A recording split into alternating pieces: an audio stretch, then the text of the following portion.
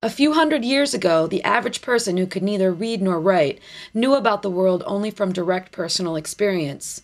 Presently, as a result of our increased means of communication, especially within the advent of global media, we have invented a set of cultural myths that represent direct experience in the world around us. These myths provide a list of standard, commercial, political, personal identities for us to choose from. The result of this consumer identity is that we begin to define ourselves through cultural myth rather than direct experience. Happy's an emotion, it's not a thought. When spring busts open, man, you know it's gonna get hot, 'cause everyone will bear themselves, revel in the winter skin that's been covered up too long, hidden like so-called sin. In 1892, Elizabeth Cady Stanton addressed the Supreme Court with her essay, Solitude of Self. Nothing adds such dignity to character as the recognition of one's right to self-sovereignty. The right to an equal place, everywhere conceded. A place earned by personal merit, not an artificial attainment by inheritance, wealth, family, or position. Amore cari prima marita de ma vida.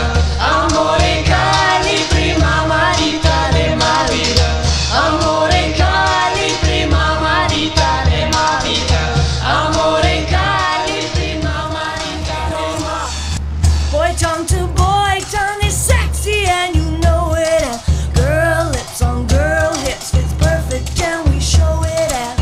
And I have eyes, I know that boy and girl fits to relay together, make a mess. And there are already a lot of systems set up that are sort of there so that you don't necessarily have to define who you are. It's already defined for you. Amore cari prima marita de ma vida. Amore cari prima marita de ma vida. Amore cari prima marita de ma vida. Amore cari prima marita de ma vida. Amore cari prima marita de ma vida. From the day we are born, we are expected to find a group with which we can identify. And for the most part, even the ones who manage to find acceptance end up marginally dissatisfied with their lives. In the traditional American model, we are taught manners, rules, mathematics, the national anthem, that to be powerful you have to be beautiful, rich, or at least good at sports. We are told to keep spending in order to keep ourselves attractive, and if all fails, there is always plastic surgery, Prozac, and the synthetic community of reality TV to rely on. The truth is, traditional constructs have failed us. More than half of marriages today end in divorce, and 25% of all births in the U.S. today are to unmarried mothers, and over 60% of all children spend most of their lives in a single-parent household. We have become a nation of reckless consumers.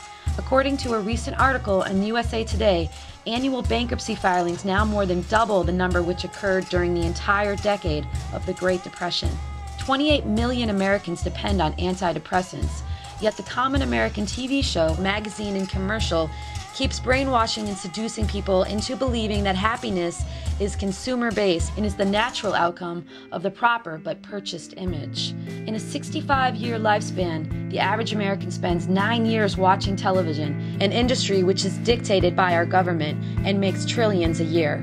Even in today's liberated society, one that is considering gay marriage, we are not considering all types of experience.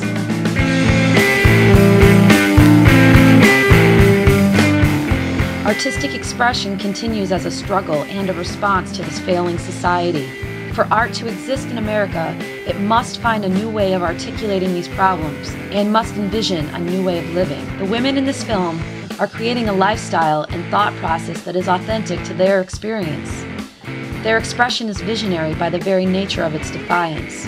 Yes, each has an audience, but the message being conveyed here is, if you are being told to act, think, or look in a way that is not making your life better, then you must take responsibility for the creation of your own identity, even if it places you at odds with the cultural norms and consumeristic communities that surround you. This may at times seem a lonely, isolating prospect. It is America's terrible truth that to be yourself, you must be brave.